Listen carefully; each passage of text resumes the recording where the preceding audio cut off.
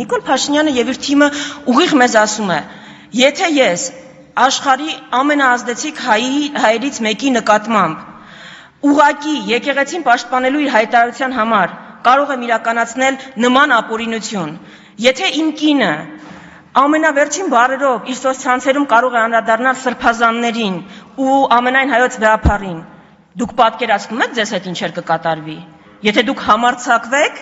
քննադատել մեզ, եթե դուք համարձակվեք համաձայն չլինել մեզ հետ, այս վախի ուղերձն է փոխանցվում մեզ, բայց ես հարց ունեմ, ինչ պիտի անեք, ինչ կարաք անեք, որ չեք արել, օրինակ ինչ կարաք անեք, ՊՊՑ կարաք կանչեք այստեղից տանեն, արել եք, բանտեր կարող եք նստեցնել, արել եք շատերի նկատմամբ, Սրբույի Գալեյան ուր է, բանտում քանի տեղ կա, Սրբույի Գալեյան քանի տեղ ազատ կա Հայաստանի բանտերում, 1000, 1200, բոլորին չեք տեղավորելու, ինչ ուզում եք արեք, բոլորին չեք կարա տեղավորեք, ուրեմն,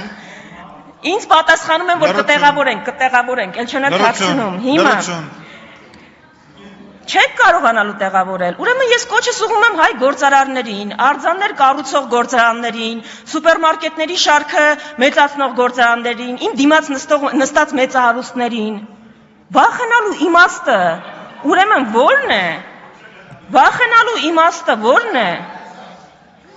դուք կարողանալու եք այդ ձեր ունեցվածքը կարողանալու եք պաշտպանել, Ալիևի ու Էրդողանի հետ պայմանավորվելու եք, կարողանալու եք, ուր կորան Արևմտյան Հայաստանի մեծահարուստները, ինչ եղավ իրանց հետ, ունեցվածքը փրկեցին, դուրս կարողացան հանել, գերեզման չունեն անգամ, գերեզման չունեն հիմա, ուրեմն ինչից եք վախենում, ինչ կա ընդհանրապես վախենալու այստեղ, դուք եկեղեցու դեմ Ադրբեջանի պահանջով իրականացվող արշավը քողարկում եք իբր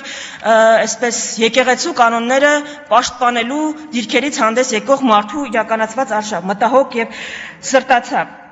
Իրականացնում եք Ադրբեջանի Թուրքիայի պահանջով, բայց ասում եք անում են, որովհետեւ երթում են խախտել։ Իմ գործընկերները արդեն հարցրեցին, որ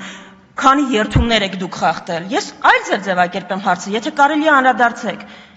Խոստում ու երթում կա, որ պահել եք։ Հայ ժողովրդին տված խոստում ու երթում, Ալիևին տվածները չեն հաշվում, խոստում ու երթում կա, որ չեք խախտել, չեք վերաբան արել, գետնով տվել։ Հիմա ես ուզում եմ նաև այստեղից դիմել որդիական խոնարհությամբ, ամենայն հայոց վեհափառին, ուզում եմ դիմել բոլոր սրբազաններին։ Սա իսկապես թշնամական արշավ է, որ ձեր դեմ իրականացվում է, բայց ձեզ համար շատ պարզ պիտի լինի, կարծում եմ, որ Հայաստանի Հանրապետության քաղաքացիների մեծամասնության համար, եթե անգամ հայ առաքելական եկեղեցու բոլոր սրբազանները խախտած լինեն կուսակրոնության ուխտը, դա ոչինչ է այն հանցանքների առջև, որը դուք իրականացրել եք ձեր թիմով։ Հայ առաքելական եկեղեցին պիտի իմանա, որ հայ ժողովրդի մեծամասնությունը իր կողքին է եւ այստեղ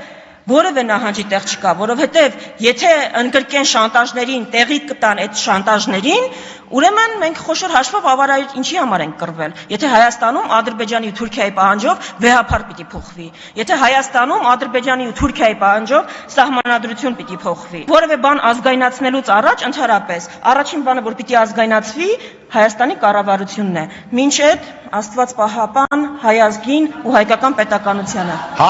Հայրմերը չեք ասելու բան։